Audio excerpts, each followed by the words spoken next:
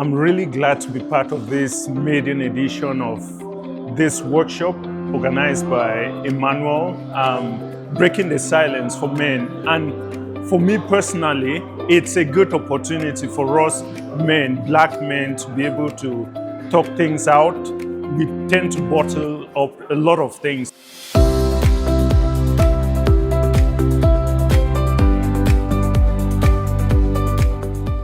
All I want to say is it was very, very enriching, and I think most of us participants, had a wonderful take-home message regarding the topic which we discussed, and I would say that it's the first of its kind within our community.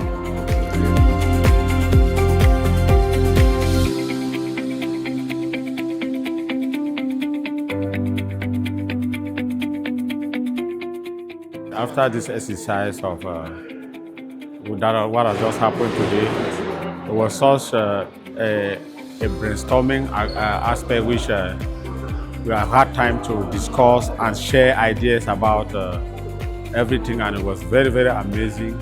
And we will get to know how we can de-escalate problems by speaking them out, talking to people, and sometimes it makes you feel that what you were having, like personal problems or solutions you were having as to how to solve this problem, you were alone. But when you get to know people who come and then they talk about this issue like that, it makes you feel happy.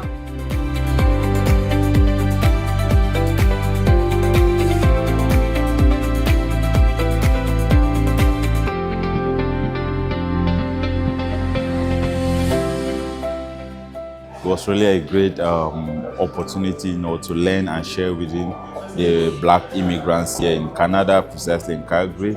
One message that I'm going to take home from this event, is the ability to tolerate, able to apologize, not necessarily when you're wrong, but simply I'm sorry goes a long way, and also to understand that, money is just like a medium, and also we get to ensure that we create time for our family, always put in place opportunity whereby we can share our challenges and get to learn. So that's what I will learn from this workshop we just had today. Thank you very much.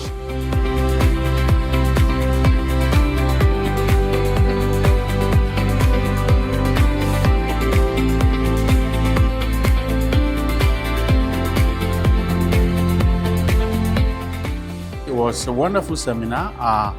We had the opportunity to discuss as first-generation Africans to impact the community and our family, and through that we can impact the community. We had the opportunity to unlearn, because when we move to a different society, there are different cultural perspectives, and there we got to learn how to live in our community and to improve ourselves.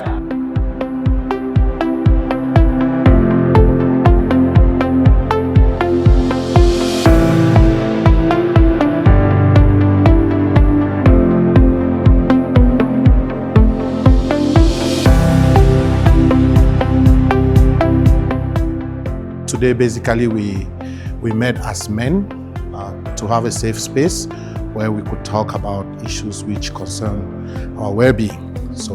And the focus was on violence prevention and towards women, especially for those who are married. This does not mean it doesn't concern those who are not married, because we live with silent pressures. And those pressures, they can manifest in different ways.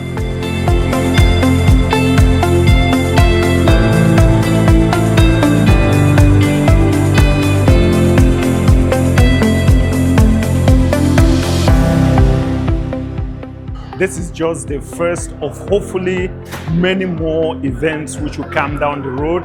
And key takeaway, men, we can have a forum wherein we can talk about things affecting black men without necessarily having a bottle in hand or beer or drinking.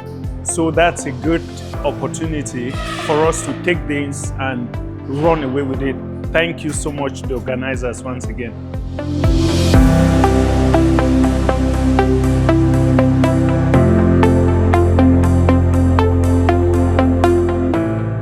it's a big way towards empowering our men, most especially, who are usually victims when it comes to violence in one way or the other, be it at home or at the work site.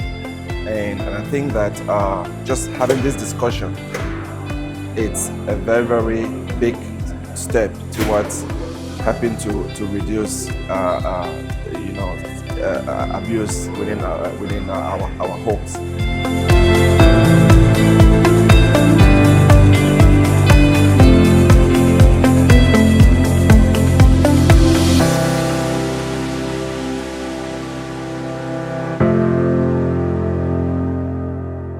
The thing that I can take home is that I realize that sometimes, like a solution to it, when you have problems, maybe you should be prayerful. When you go to church, and maybe you may happen to stumble in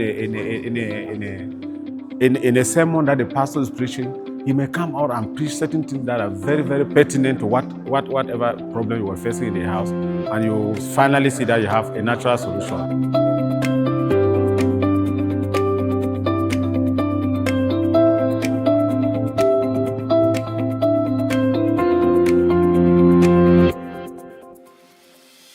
And one of the things which personally I took home is, being able to have that communication, and to also the fact that silence is not weakness. Silence is leadership. It's strength. And the more we are aware of some of these issues, the more we were able to have control them. So it was a wonderful workshop, and we look forward to another one like this.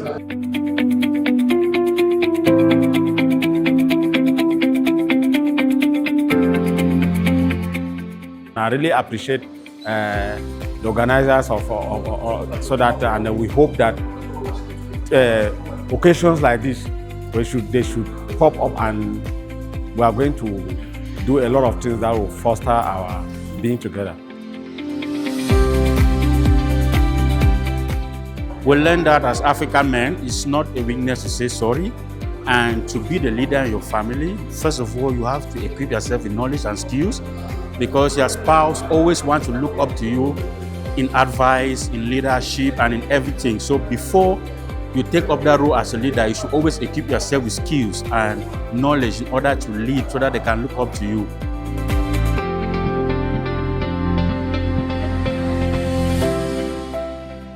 We also learned that we should communicate better, and we should always give our wife the opportunity to express themselves, and also to avoid escalation when our children are within us as couples or partners, because whatever we do in that environment stays in their memory forever. So that is, in a nutshell, what we learned today, and we're looking forward to learn more and to build a better community. Thank you.